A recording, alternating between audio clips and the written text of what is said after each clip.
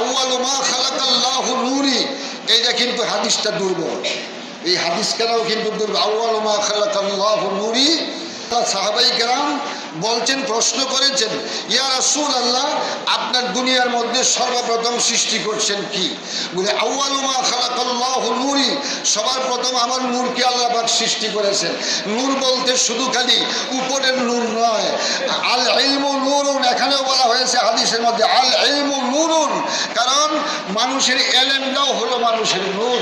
জোরে এখন সুবহানাল্লাহ।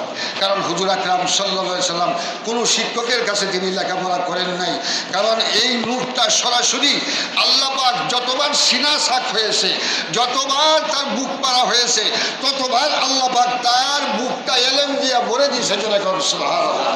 কোনো ইউনিভার্সিটির ছাত্র নয়, বহিষ্ঠ মুআল্লিমান, বহিষ্ঠ মুআল্লিমান। আল্লাহ রসুল বলেন যে আমি কাহারও ছাত্র নয়, বহিষ্ঠ মুআল্লিমান একজন ছাত্র, একজন শিক্ষক, ইনি হলেন মহান আল্লাহ রাব্বুল আলামিন। জোরে করে সুবহানাল্লাহ।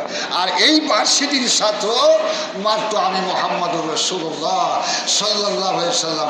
এই জন্য তাকে উম্মি নবী বলা যাবে না। উম্মি নবী, উম্মি অর্থ কি? কিছুই জানে না। উম্মি অর্থ কি? যে তিনি কিছুই জানেন না। আল্লাহর রসুল আগে পিছে যা কিছু বলে গেছেন কিয়ামত পর্যন্ত অক্ষরে অক্ষরে ফলতে আছে। জোরে করে সুবহানাল্লাহ। হাদিসের মধ্যে যা প্রকাশ করে গেছেন অক্ষরে অক্ষরে বলতেছে। আল্লাহ রসুলের এলেম এতটুকু ছিলেন, আল্লাহ পিছনে যতটুকু এলেম দিয়েছিলেন, সামনেও এতটুকু এলেম আল্লাহ পাক তাকে দান করেছিলেন, যে এলেমের কোনো তুলনা হয় না।